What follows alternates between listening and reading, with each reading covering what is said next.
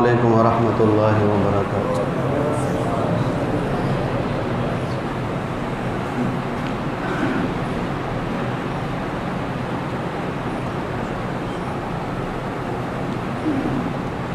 الحمد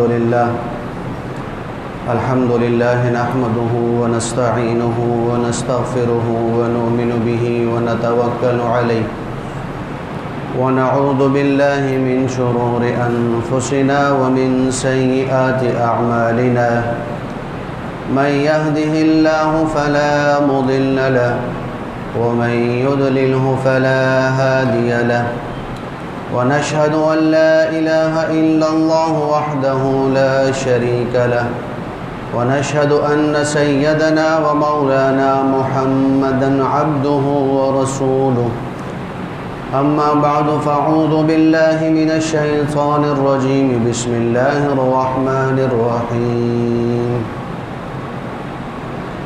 والضحى والليل إذا سجى ما ودعك ربك وما قلى وللآخرة خير لك من الأولى ولسوف يعطيك ربك فترضى وقال النبي صلى الله عليه وسلم والذي نفسي بيده لا يؤمن أحدكم حتى أكون أحب إليه من والده وولده والناس أجمعين وقال النبي صلى الله عليه وسلم المرء مع من أحب وقال النبي صلى الله عليه وسلم من أحبني من أحب سنتي فقد أحبني ومن أحبني كان معي في الجنة صدق الله العظيم وصدق رسوله النبي الكريم ونحن على ذلك لمن الشاهدين والشاكرين والحمد لله رب العالمين درود پڑھیں۔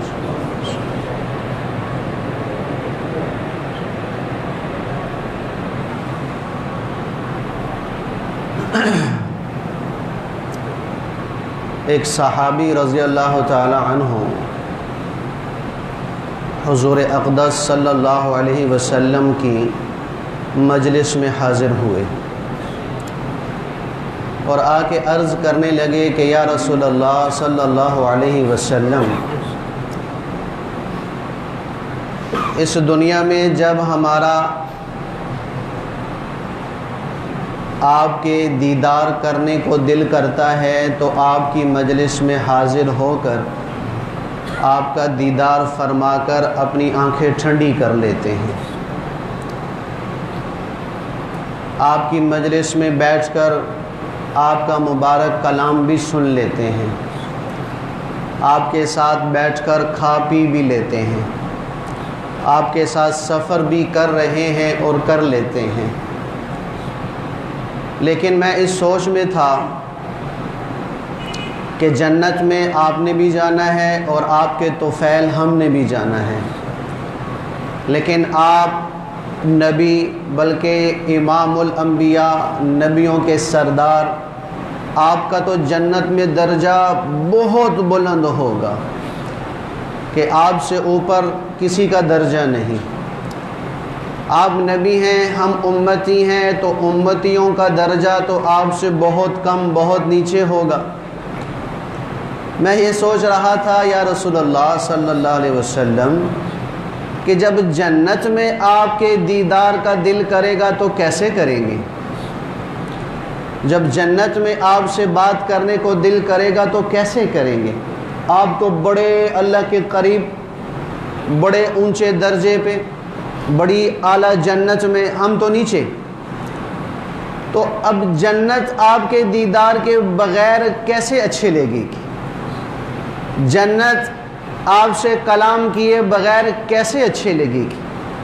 یا رسول اللہ مجھے یہ غم ستا رہا ہے کہ یہاں تو کر رہے ہیں دیدار بھی، کر رہے ہیں کلام بھی، کر رہے ہیں آپ کی مجلس میں حاضری بھی، جنت میں کیسا ہوگا، جنت میں کیسے آپ کا دیدار ہوگا، آپ سے ملاقات ہوگی، آپ سے بات ہوگی، آپ کے پاس بیٹھ کے کھانا پینا ہوگا، تو جب یہ بات حضور نبی کریم صلی اللہ علیہ وسلم نے سنی تو ایک جملہ ارشاد فرمایا، ایک حدیث فرمایا میرے دوست المرء مع من احبا، کہ قیامت کے دن آدمی کا حشر اسی کے ساتھ ہوگا جس کے ساتھ اس نے دنیا میں محبت کی ہوگی، تو اس کا حشر بھی اسی کے ساتھ ہوگا۔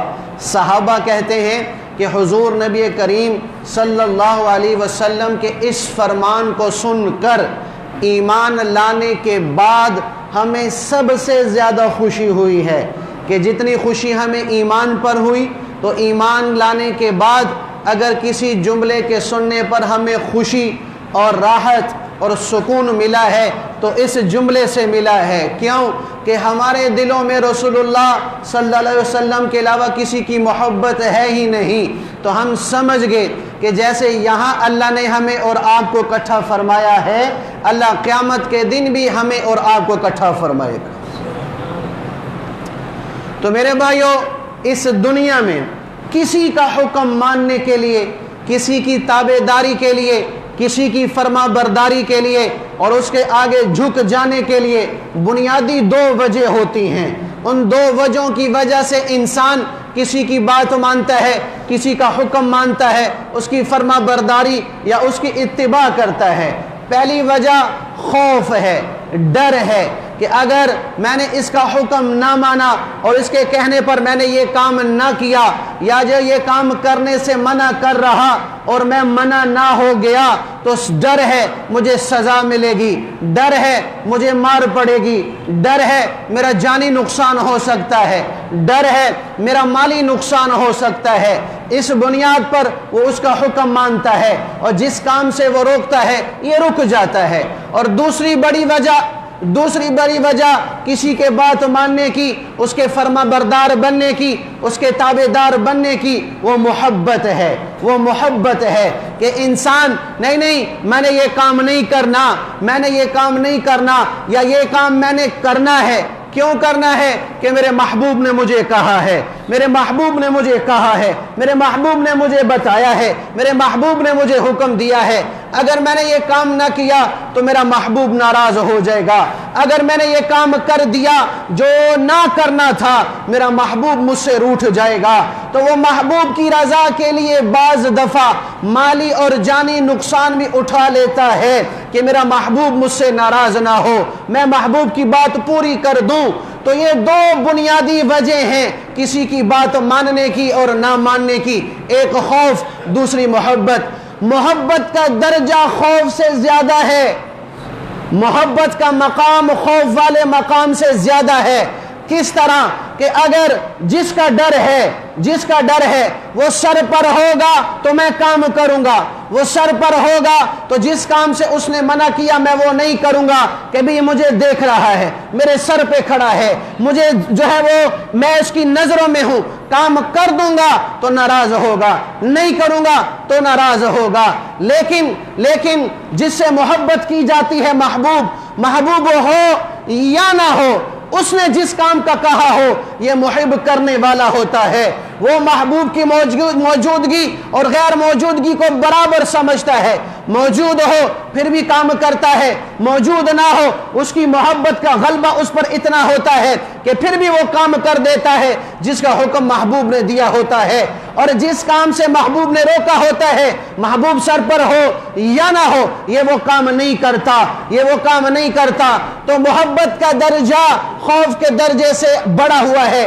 دلیل حضور نبی کریم صلی اللہ علیہ وسلم کا یہ فرمان، المرء مع من احبا، کہ قیامت کے دن آدمی کا حشر اسی کے ساتھ ہوگا جس کے ساتھ وہ محبت کرتا ہے۔ تو یہاں اللہ کے نبی نے محبت کو ذکر کیا، الفت کو ذکر کیا، عقیدت کو ذکر کیا، پیار کو ذکر کیا، خوف کا ذکر نہ فرمایا۔ یہ اس بات کی دلیل ہے کہ محبت کا درجہ خوف سے زیادہ ہے۔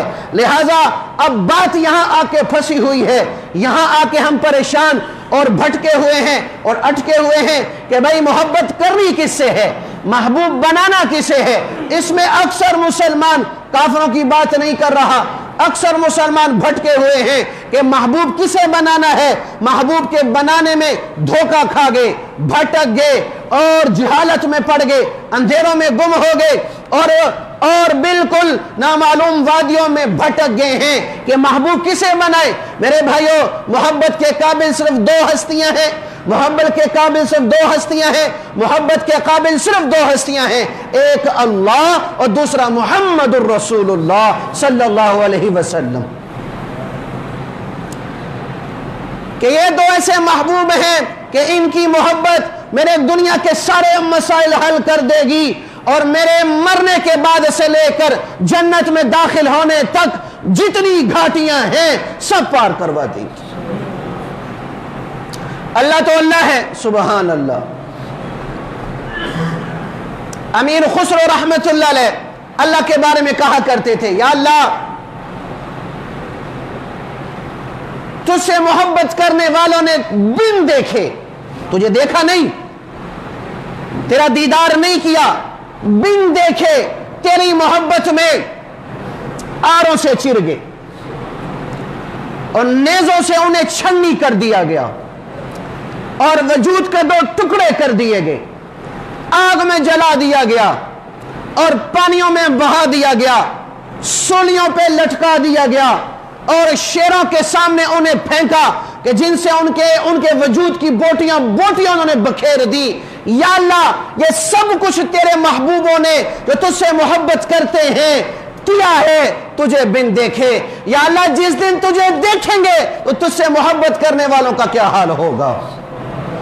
تجھے دیکھا نہیں تو اتنی بڑی بڑی قربانیاں دے دی، تو جب دیکھیں گے ان کے دل کی کیفیت کیا ہوگی، ان کے دل کا حال کیا ہوگا۔ یہ ہے اللہ کی محبت، یہ ہے اللہ سے محبت کرنے والے۔ دوسری ذات محمد الرسول اللہ صلی اللہ علیہ وسلم کی ذات مبارک ہے۔ ہائے ہائے، تاریخ انسانیت میں کوئی ایسی شخصیت نہیں گزری کہ جسے بن دیکھے لوگوں نے اس کے نام پر اور ان کی محبت میں اور ان کی عقیدت میں اور ان سے الفت میں جانیں قربان کی ہو، سوائے حضور نبی کریم علیہ السلام کی،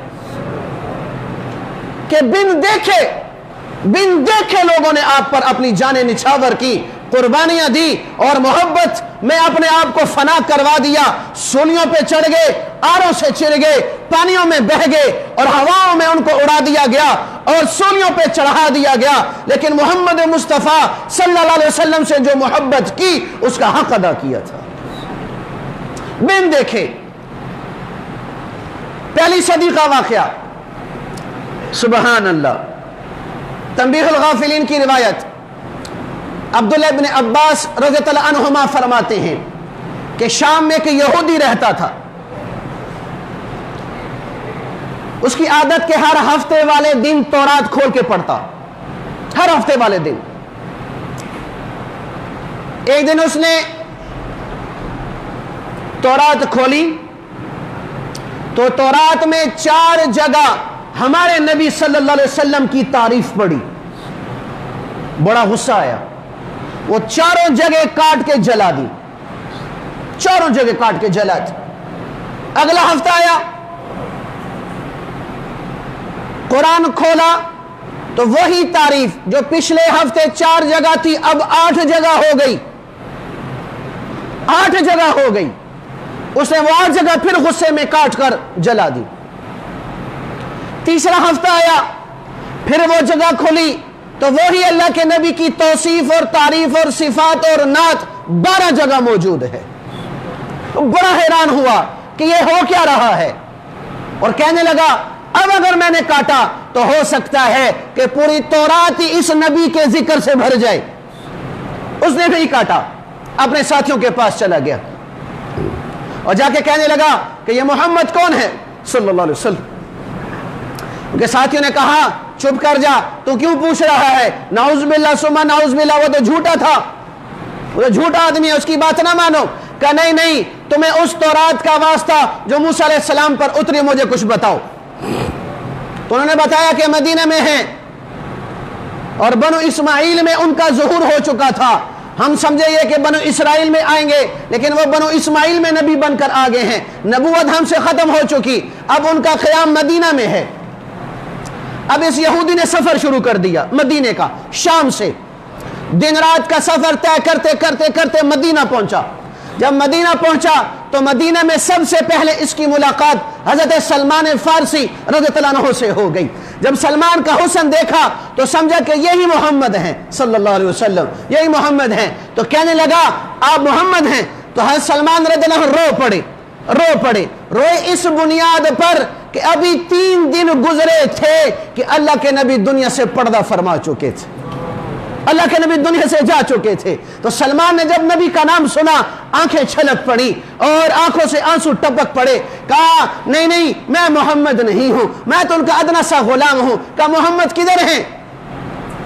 सलमान ने कहा अगर मैं ऐसे कहूं कि वो दुनिया से पर्दा कर गए ये वापस चला जाएगा, अगर कहूं कि वो मौजूद है तो झूठ हो जाएगा। मैंने कहा आओ तो मैं मोहम्मद के साथियों से मिलाता हूं, मोहम्मद के सहाबा से मिलाता हूं। कहा मैं मस्जिद नबी में ले गया। मस्जिद नबी में सहाबा गमगीन परेशान बैठे थे। मेरे नबी के गम में, मेरे नबी की जुदाई के सदमे में ये यहूदी दाखिल हुआ। पहचानता तो नहीं था कि आप अलैहिस्सलाम कौन है। इसने ऊंची आवाज से कहा अस्सलामु अलैका या मोहम्मद, अस्सलामु अलैका या मोहम्मद। जब ये जुमला सहाबा ने सुना यूं पीछे मुड़ के देखा तो एक धड़े और एक चीखो चिंगार मस्जिद नबी में शुरू हो गया। हाय हाय का तू कौन है कि जिसने हमारे नबी की जुदाई का गम ताजा कर दिया?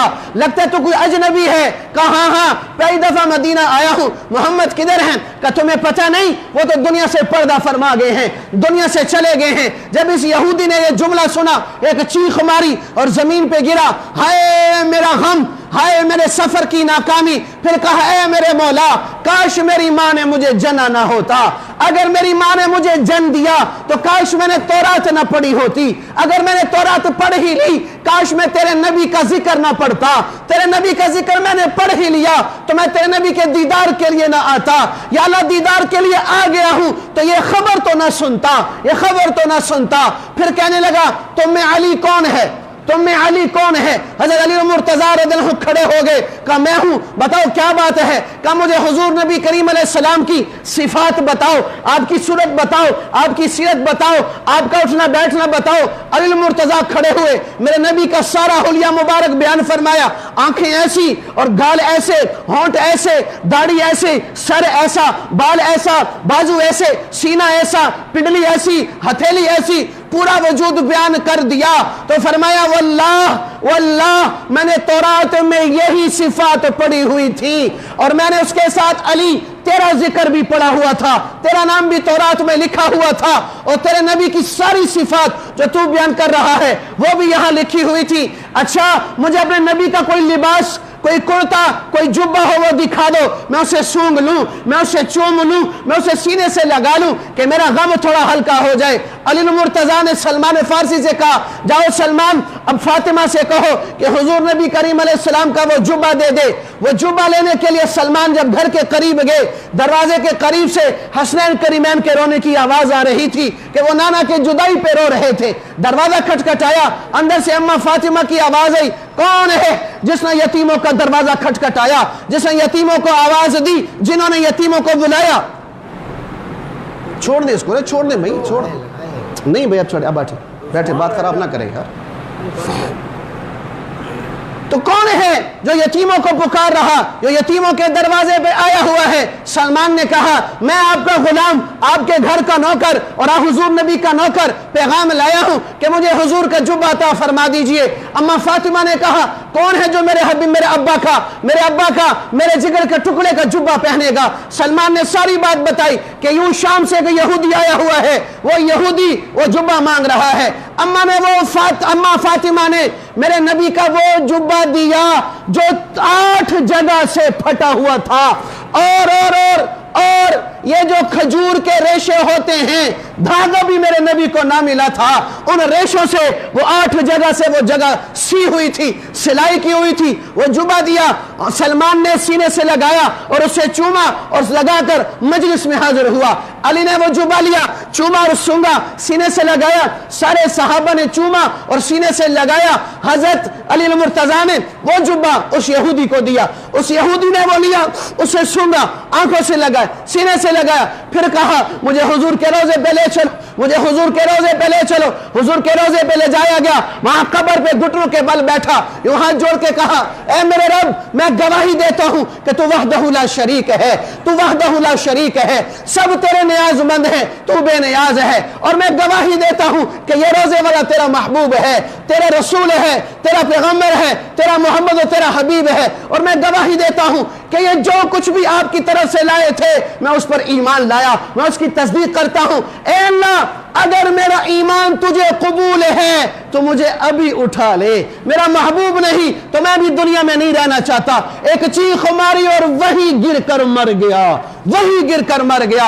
अली मुर्तजा ने उठाया, गुस्ल दिया, कफन दिया, जनाजा पढ़ाकर मेरे नबी के पड़ोस जन्नतुल बकी में दफन कर दिया गया। ये मोहब्बत है बिन देखे कि यूं फिदा हो गए थे कि हुजूर के बाद दुनिया में रहना अपने लिए गवारा ही नहीं किया कि जहां मेरे हबीब चले गए हैं वहां मैं भी जाऊंगा, वहां मैं भी जाऊंगा। ऐसी मोहब्बत की है इन्होंने। मेरे नबी का फरमान सच्चा हुआ, जो जिससे मोहब्बत करेगा उसी के साथ हशर होगा। रहने वाला शाम का रहने वाला, वहां की पैदाइश, वहां का बचपन जवानी जिंदगी गुजारने वाला, वहां मूसा अलैहिस्सलाम का कलमा और दीन पे चलने वाला, कलमा पढ़ने वाला, लेकिन नबी के इश्क में, नबी के मोहब्बत में शाम से चला और यूं मोहब्बत में गर्क हो गया। मेरे नबी का फरमान, जो जिससे मोहब्बत करेगा उसी के साथ होगा, मेरे नबी के पड़ोस में दफन हो गया। अब मेरे नबी के साथ ही वो मैदान महशर में जाएगा। क्यों? मेरे नबी का फरमान, क़यामत के दिन जब क़यामत बर्पा होगी, सबसे पहले मैं अपनी कब्र से, फिर अबू बकर और उमर, फिर मैं जन्नतुल बकी जाऊंगा, सारे कब्र वालों को उठाऊंगा, फिर मैं जन्नतुल मुअल्ला जो मक्का में है उनके मुर्दों का, उनसे उठने वालों का इंतजार करूंगा। जब वो मेरे साथ आके मिलेंगे फिर मैं इन सबको लेके मैदान महशर जाऊंगा। तो मोहब्बत की ये दलील है, सुभान अल्लाह। बिन देखे, ये पहली सदी का वाकया, 8वीं सदी का वाकया सुनो। ये भी बिन देखे मेरे नबी पे कुर्बान हुए। और ऐसी मोहब्बत की तारीख और दास्तान मैंने कहीं नहीं पढ़ी ना सुनी है जो इस आदमी के साथ हुई। वो कौन? अब्दुर्रहमान जामी रहमतुल्लाह अलैह। ये जाम इलाका है अफगानिस्तान का। इन्होंने अल्लाह के नबी सल्लल्लाहु अलैहि वसल्लम की शान में नात लिखी फारसी में,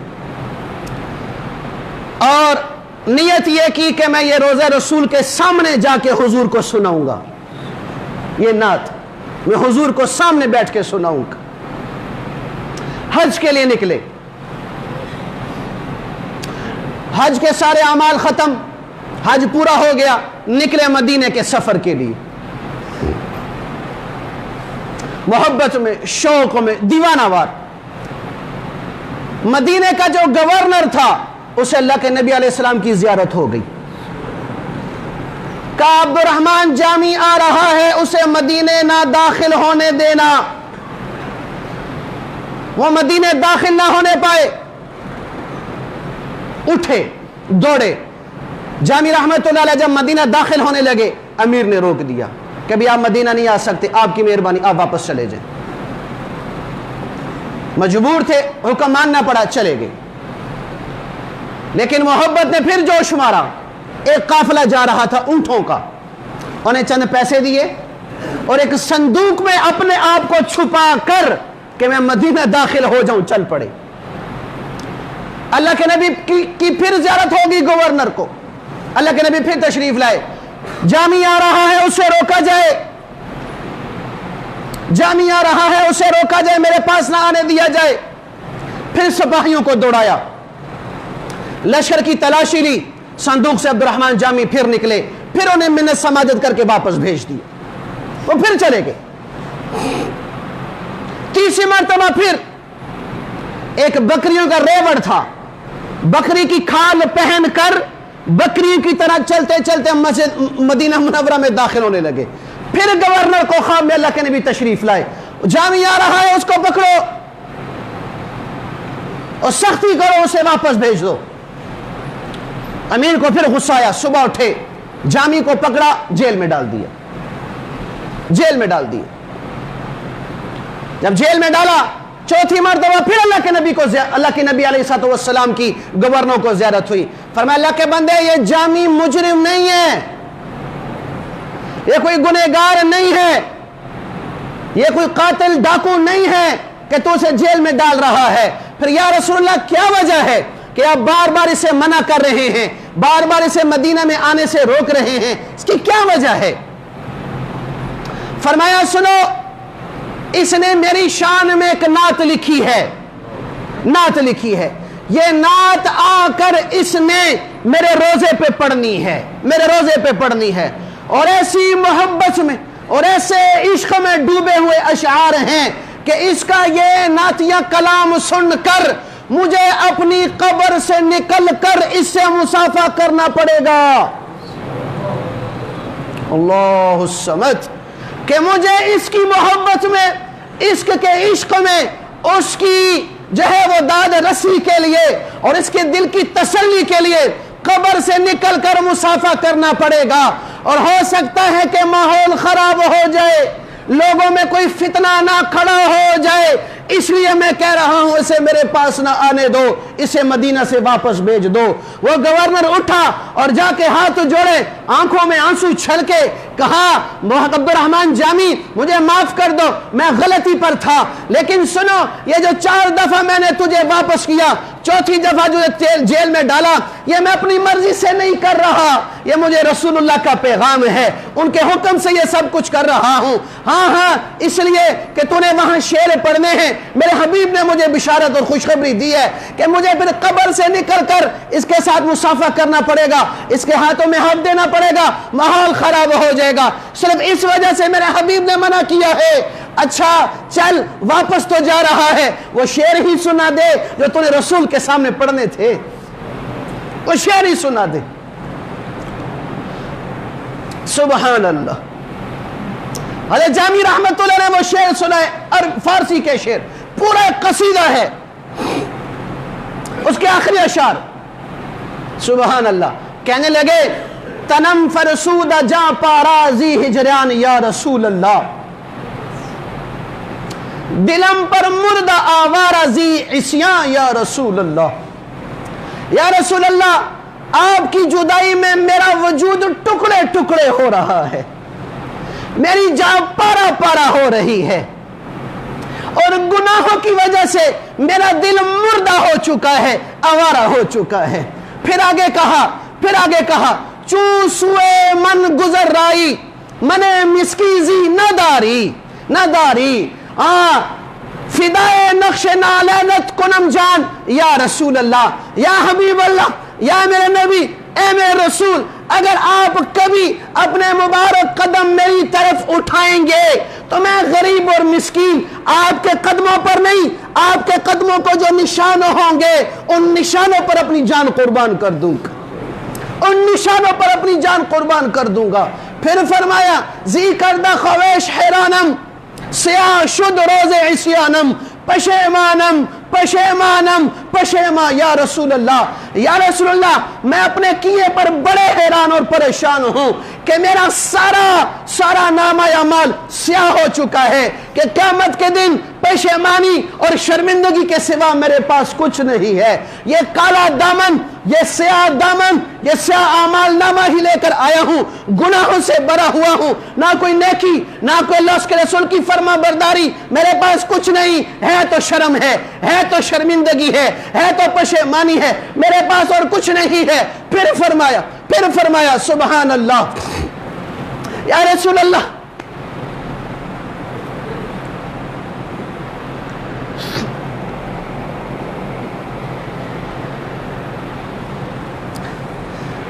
अल्लाहु अकबर, चू सुए कदम चू कुशायरा गुनेगारा, आय हाय। फरमाया, मकुम महरूम जामीरा दरा या रसूल अल्लाह, या रसूल अल्लाह, قیامت کے دن جب آپ اپنی شفاعت کے بازو کھولیں گے تو جامی کو بھی محروم نہ فرمانا، جامی کو بھی یاد رکھنا کہ میں بھی تیرا عاشق و تیرا نام لینے والا ہوں۔ یہ محبت بڑے اشعار، یہ عشق میں ڈوبے ہوئے اشعار، یہ الفت میں اور عقیدت میں بڑے ہوئے اشعار، یہ جامی نے پڑھنے تھے میرے حبیب علیہ السلام کے سامنے۔ یہ بنیاد تھی کہ میرے نبی نے کہا پھر مجھے روزے سے نکلنا پڑے گا۔ اس جامی کی محبت میں یہ بن دیکھے ہو رہی ہے، یہ بن دیکھے محبت ہو رہی ہے۔ دوسری گزارش، ہاں، محبت کرنے والے کو اپنے محبوب کی ہر ادا اچھی لگتی ہے۔ جس چیز کی نسبت بھی محبوب کے ساتھ ہو گئی اس سے بھی محبت ہو جاتی ہے۔ شیخ العرب والعجم شیخ الاسلام سید حسین احمد مدنی رحمۃ اللہ علیہ بمبئی سے ایک آدمی چلا ان کی بیعت کرنے کے لیے کہ بہت اللہ والے ہیں، بہت بزرگ ہیں، 18 سال حدیث سنائی ہے روزہ رسول کے سامنے کھڑے ہو کر، اور شیخ العرب والعجم ہیں، صاحب کشف ہیں، چلو میں ان کا مرید ہو جاتا ہوں۔ وہ آیا تو دیکھا کہ مدنی صاحب رحمت اللہ علیہ وہ ایک بلی کے بچے کے ساتھ کھیل رہے ہیں، بلی کے بچے کے ساتھ، کبھی جھولی میں بٹھا رہے، کبھی کندھے میں بٹھا رہے، کبھی اس کو چوم رہے، کبھی سر پہ بٹھا رہے، تو یہ اس کے ساتھ لاڈ کر رہے۔ اس نے کہا یہ کیسا اللہ کا ولی ہے، نہ کوئی مریدین کی لائن، نہ کوئی ہٹو بچو، اور نہ کوئی روب اور جلال، اور کھیل بھی رہا ہے تو بلی کے بچے سے، میں نہیں اس کی کرتا۔ جانے لگا، لوگوں نے پوچھا بھی کدھر سے، کہاں سے آئے ہو، کیوں آئے تھے؟ کبھی بمبئی سے چلا تھا، مدنی صاحب رحمت اللہ کے سنا تھا، مرید بننے کے لیے آیا تھا، لیکن دیکھا یہ تو بلی کے بچے کے ساتھ کھیل رہے، ان میں تو کوئی سنجیدگی نہیں، ان میں تو کوئی وقار نہیں، بلی کے بچے سے بھی کوئی کھیلتا ہے۔ مدنی صاحب رحمت اللہ کو پتہ چلا، کہا بلاؤ اسے، کون نادان، یہ بلی معمولی بلی کا بچہ نہیں ہے، یہ میرے نبی کے شہر مدینہ سے آیا ہے، میں اس کی محبت میں اس کے ساتھ کھیل رہا ہوں۔ کہ جس چیز کی نسبت محبوب کے ساتھ ہو گئی اسی کے ساتھ بھی محبت ہو گئی، یہ بھی محبت ہے۔ قطب الاقطاب اپنے وقت کے امام ابو حنیفہ رحمت اللہ علیہ، رشید احمد گنگوہی رحمت اللہ علیہ دیوبندی، ان کے پاس ایک آدمی رومال لے کے آیا، رومال، کہا حضرات یہ مدینہ سے آیا ہے، یہ مدینہ سے آیا ہے۔ یوں رومال لیا، سر پہ رکھا، پھر یوں لیا، چوما اور یوں آنکھوں سے لگایا، کہا حضرت یہ مدینہ میں تو نہیں بنا، آیا دوسرے ملک سے ہے، مدینہ میں بکنے کے لیے، یہ مدینے کا بنا ہوا نہیں ہے۔ کہا مجھے اس سے کوئی سروکار نہیں کہ کس ملک کا آیا اور بھیجا ہوا، میں تو یہ دیکھ رہا ہوں کہ اس رومال کو مدینے کی ہوا لگی ہے، مجھے تو مدینے کی ہوا سے بھی محبت ہے۔ یہ ہوتی ہے محبت۔ مدینہ منورہ کی کھجوریں آ جاتی تو لوگوں میں تقسیم کر دیتے تھے۔ گنگوہی رحمت اللہ علیہ تو کہتے ہیں اس کی گھٹنیاں پھینکنی نہیں، مجھے واپس کر دو، وہ سارے گھٹنیاں واپس کر کے دیتے، حضرت اسے پیس کر صفوف بنا لیتے، جو بیمار بھی آتا تھا اس کی ہر بیماری میں یہ صفوف دیتے تھے کہ یہ صفوف کھا تمہیں شفا مل جائے گی۔ کہ حضرت کھجور کی گٹلیوں میں شفا، کہ میرا تو یہ ایمان ہے کہ میرے نبی کے شہر کی مٹی میں بھی شفا ہے، یہ تو پھر بھی کھجور ہے۔ یہ محبت ہوتی ہے، سبحان اللہ۔ محبت کی عجیب داستان سنو۔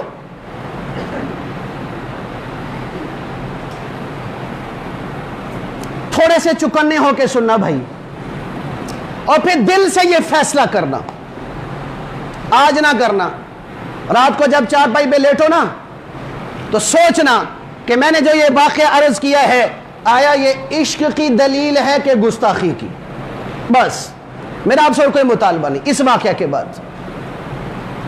سبحان اللہ۔ 1924 میں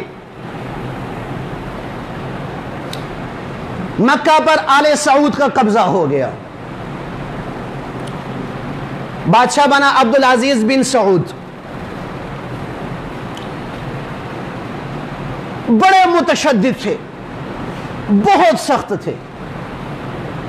इन्होंने क्या किया कि पूरे मक्का और मदीना में जितने गुंबद बने हुए थे कब्रों पर या मिज़ारों पर, सारे गिरा दिए।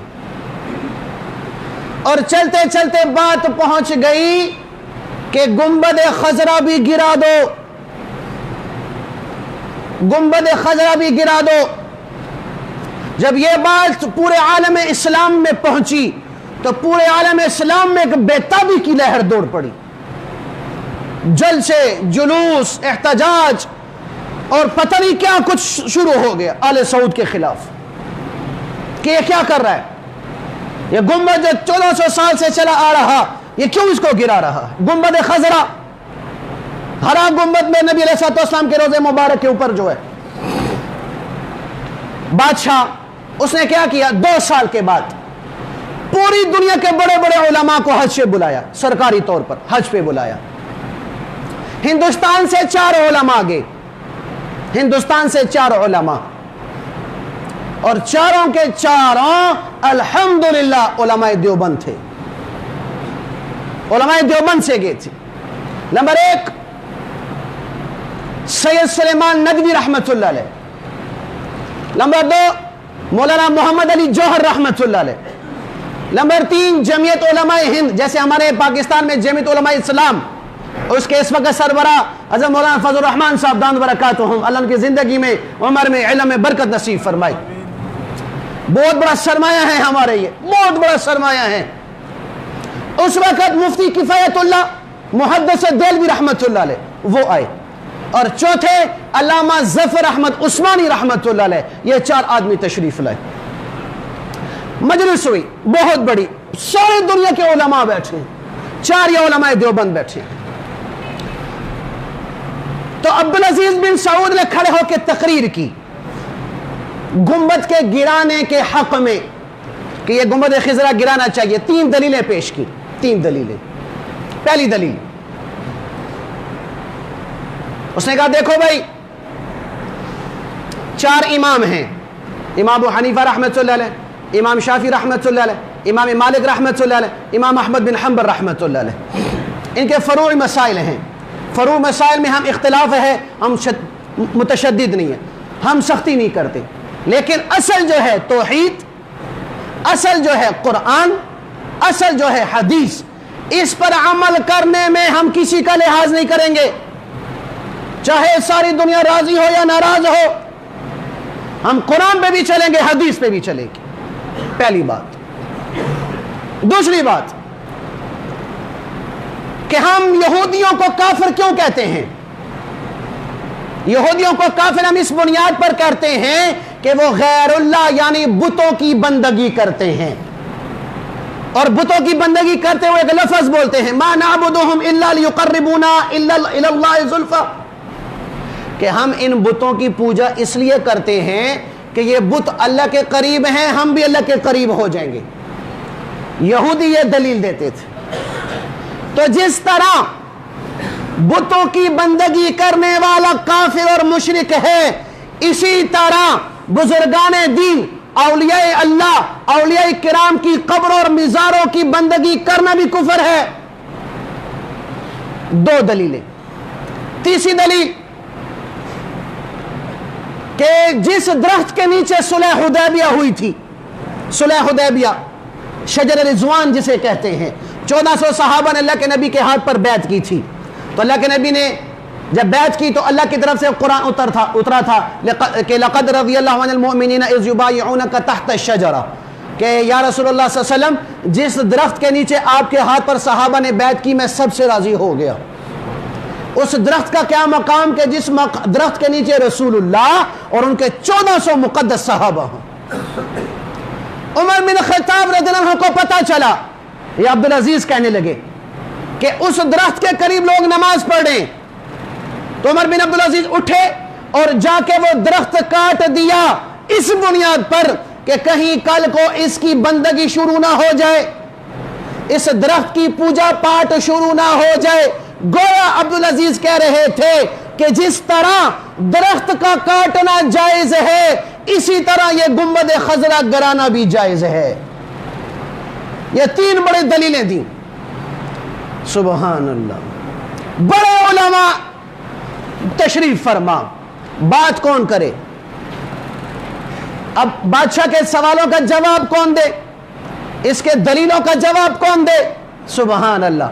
سارے علماء کے مشورے سے فرزند علماء دیوبند کا شاگرد رشید علامہ ظفر شبیر احمد عثمانی رحمت اللہ علیہ کو چنا گیا کہ یہ ہم سب کی طرف سے وکیل بن کر گنبد خضرا کے تحفظ کی جنگ لڑے گا.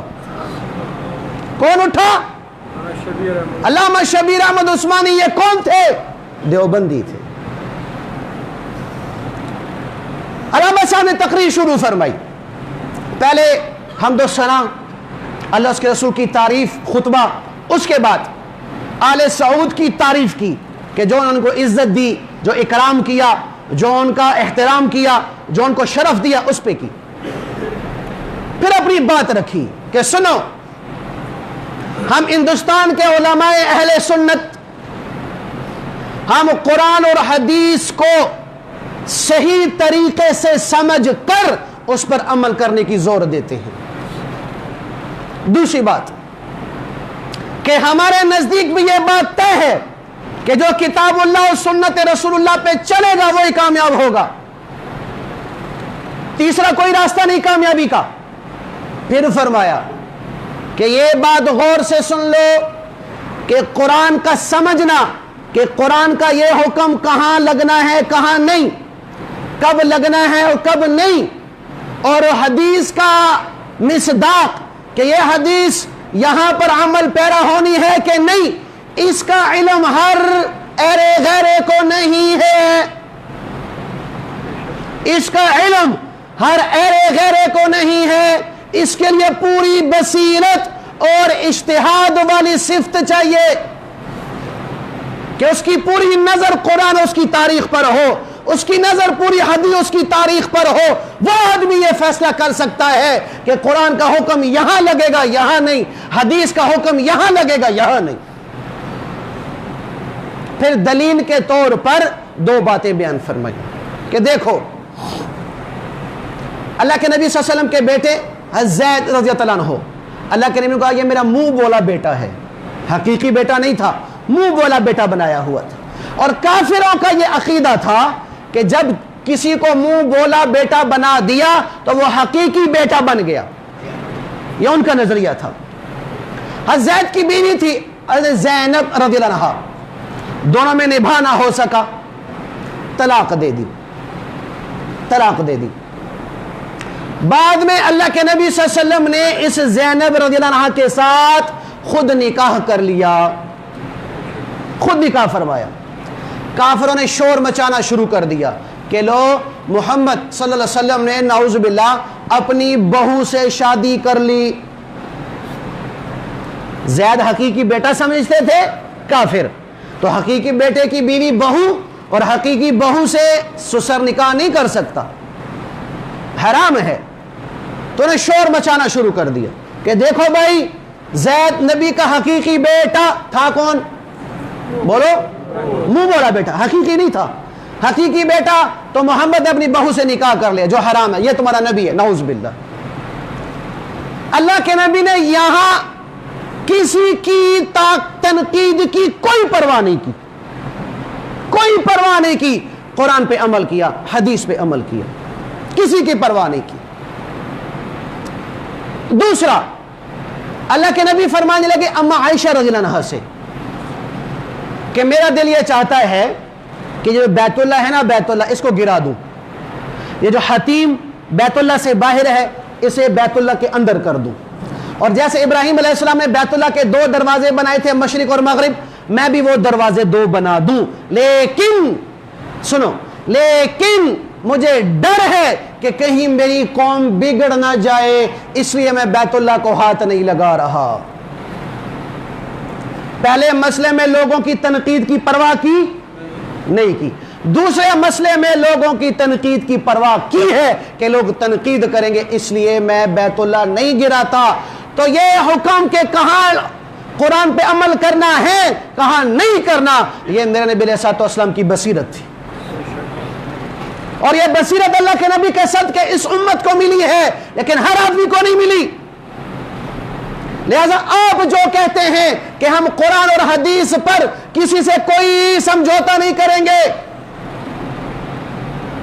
یہ آپ کی شان نہیں ہے، نہ یہ آپ کی وسعت میں ہے کہ آپ یہ بتا سکیں کہاں قرآن پر عمل کرنا ہے کہاں نہیں، کہاں حدیث پہ عمل کرنا ہے کہاں نہیں۔ دوسری دلیل دی، اللہ نے قرآن میں کہا ہے وَجَاهِدِ الْكُفَّارَ وَالْمُنَافِقِينَ وَاغْلُظْ عَلَيْهِمْ، اللہ کہہ رہا ہے کہ کافر اور منافقین سے جہاد کریں اور ان پہ سختی کریں۔ قرآن کیا کہہ رہا ہے؟ کافر اور منافقین کے ساتھ کیا کرو بھائی؟ جہاد کرو اور سختی کرو، قرآن کا یہ حکم ہے۔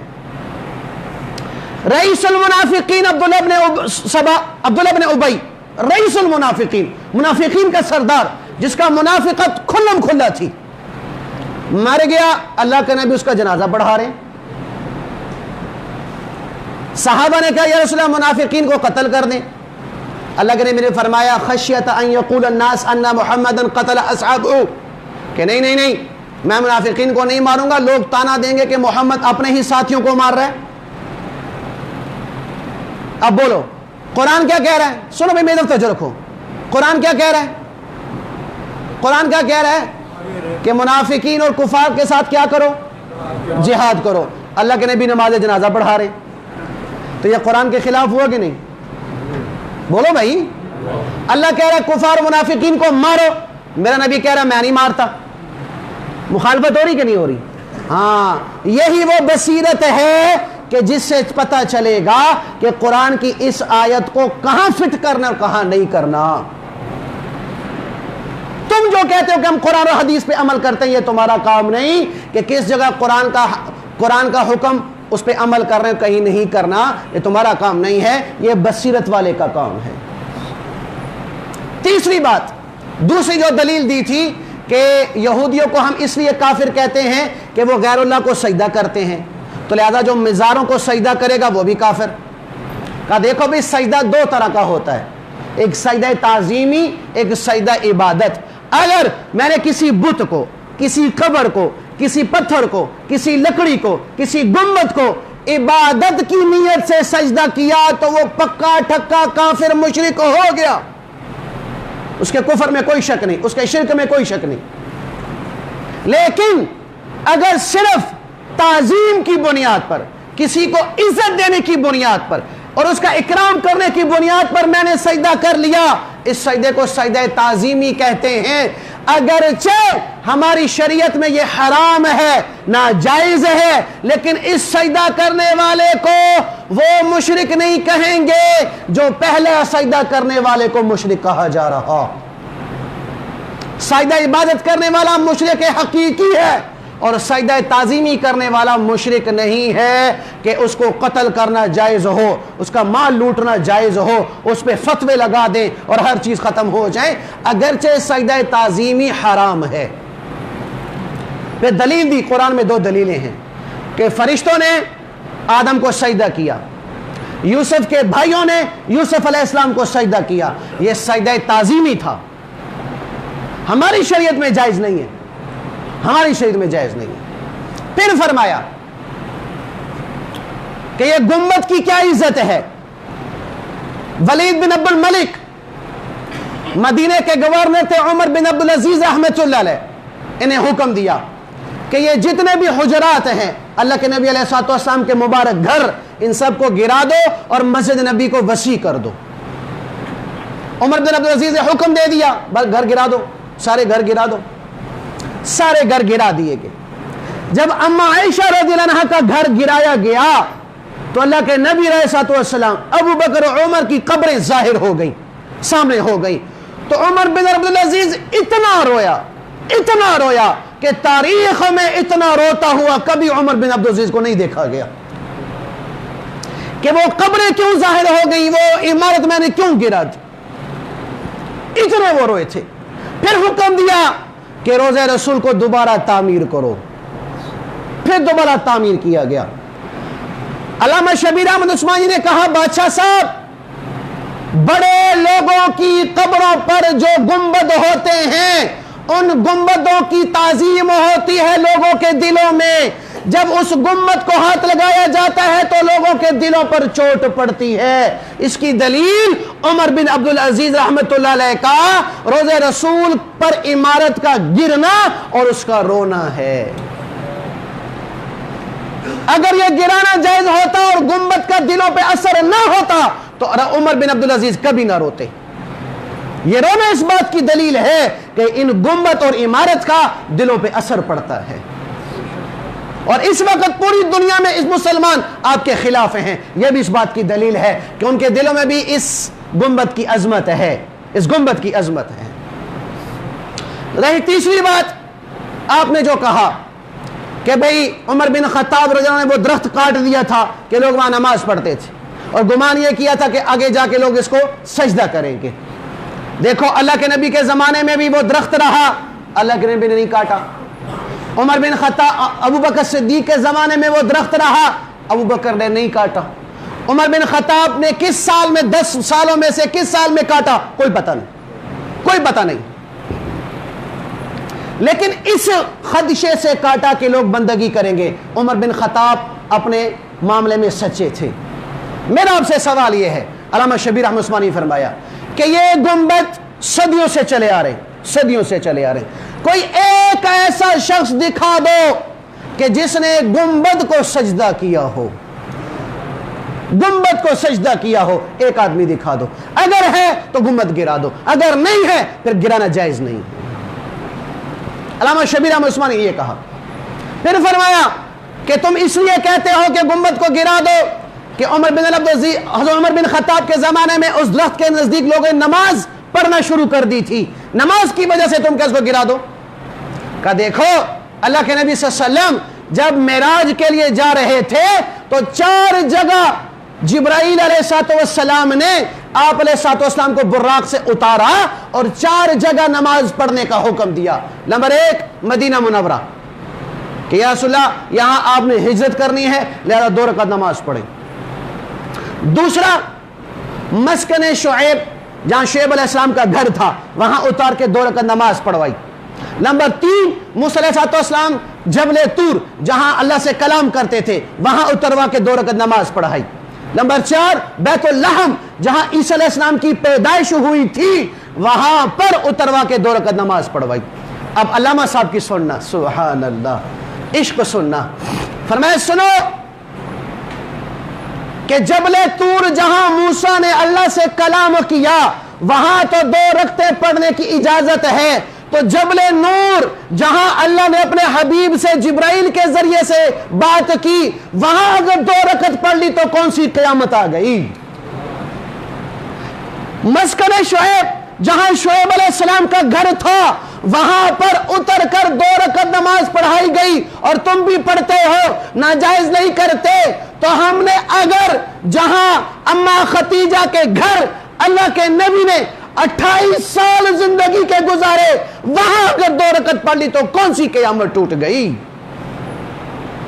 پھر فرمایا کہ جہاں عیسیٰ علیہ السلام پیدا ہوئے وہاں 2 رکعت نماز حبیب اللہ پڑھ رہے ہیں، تو جس جگہ میرے حبیب پیدا ہوئے، سبحان اللہ، علامہ طبرانی فرماتے ہیں کہ مکہ مکرمہ میں حرم کے بعد کائنات کا سب سے عظیم اور سب سے نفیس ٹکڑا وہ ہے جہاں اللہ کے نبی تشریف لائے تھے، جہاں اللہ کے نبی کی پیدائش ہوئی۔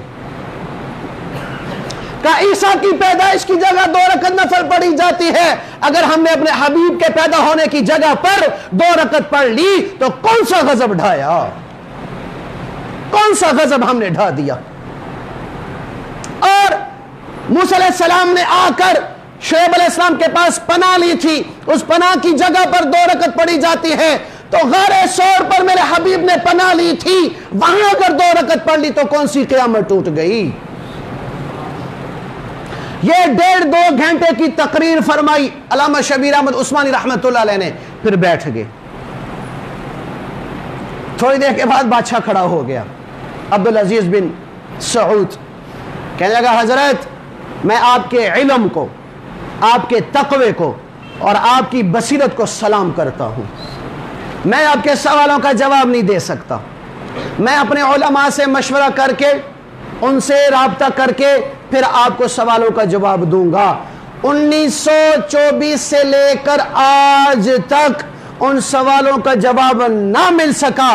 اللہ نے میرے حبیب علیہ السلام کا روضہ مبارک گنبد خضرا اس کی تحفظ علماء دیوبند سے فرما دی.